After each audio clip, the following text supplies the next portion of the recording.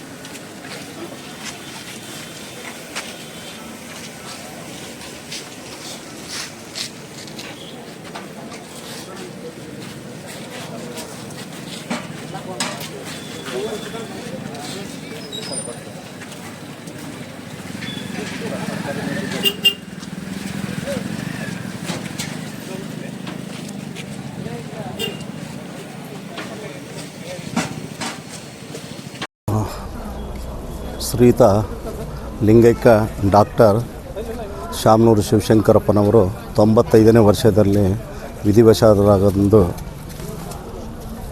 ವಿಧಿವಶರಾಗಿದ್ದಾರೆ. ಅವರ ಆತ್ಮಕ್ಕೆ ಶಾಂತಿ ಸಿಗಲಿ ಎಂದು ನಾವು 26/12/2025 ಇಲ್ಲಿ ಅನ್ನ ಸಂತರ್ಪಣೆಯನ್ನು ನಮ್ಮ ಬಿ ಟಿ ಲೇಔಟ್ನಲ್ಲಿರ್ತಕ್ಕಂಥ ಎಲ್ಲ ಬಂಧುಗಳು ಹಾಗೂ ಎಲ್ಲ ಸ್ನೇಹಿತರು ಹಾಗೂ ನಮ್ಮ ಟ್ರಾನ್ಸ್ಪೋರ್ಟ್ ಮುಖಾಂತರ ಎಲ್ಲರೂ ಸೇರಿ ಒಂದು ಅನ್ನ ಸಂತರ್ಪಣೆ ಮಾಡೋಣ ಅಂತ ಅಂದಾಗ ಮನಸ್ಸಿಗೆ ಎಲ್ಲರೂ ಇಷ್ಟಪಟ್ಟರು. ಹಾಗಾಗಿ ವೀರಶೈವ ಮಹಾಸಭಾದ ರಾಷ್ಟ್ರೀಯ ಅಧ್ಯಕ್ಷರಾದಂಥ ಶಾಮನೂರು ಶಿವಶಂಕರಪ್ಪರು ಅನ್ನದಾನದಲ್ಲಿ ಕೂಡ ಹೆಸರು ಮಾಡಿರ್ತಂಥ ವ್ಯಕ್ತಿ, ವಿದ್ಯಾದಾನದಲ್ಲಿ ಕೂಡ ಹೆಸರು ಮಾಡಿರೋಂಥ ವ್ಯಕ್ತಿ.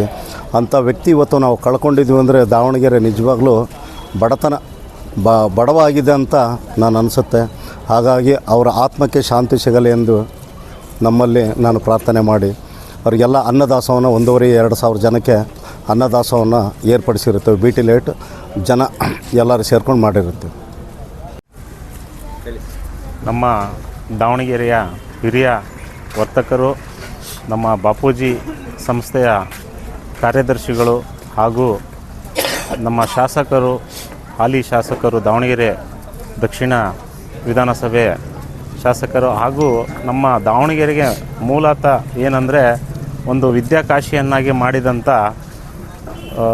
ದೊಡ್ಡ ದಣಿಗಳು, ವ್ಯವಹಾರಕ್ಕಾಗಲಿ ಪ್ರತಿಯೊಂದಕ್ಕಾಗಿ ಎಲ್ಲದರಲ್ಲೂ ಸ್ಪಂದಿಸುತ್ತಾ ನಮ್ಮನ್ನೆಲ್ಲ ಅಗಲಿದ್ದಾರೆ 95ನೇ ಈ ಇಳಿ ವಯಸ್ಸಿನಲ್ಲಿ.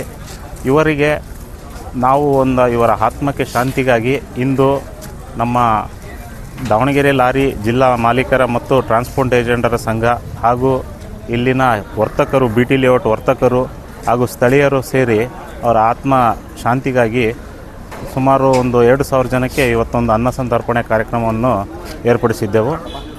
ಆ ಒಂದು ಕಾರ್ಯಕ್ರಮದಲ್ಲಿ ಈ ಒಂದು ಸಾರ್ವಜನಿಕರು ಎಲ್ಲರೂ ಅವರಿಗೆ ಒಂದು ಭಾವಪೂರ್ಣ ಶ್ರದ್ಧಾಂಜಲಿ ಸಲ್ಲಿಸಿ ಒಂದು ಪ್ರಸಾದವನ್ನು ಸ್ವೀಕರಿಸ್ತಿದ್ದಾರೆ.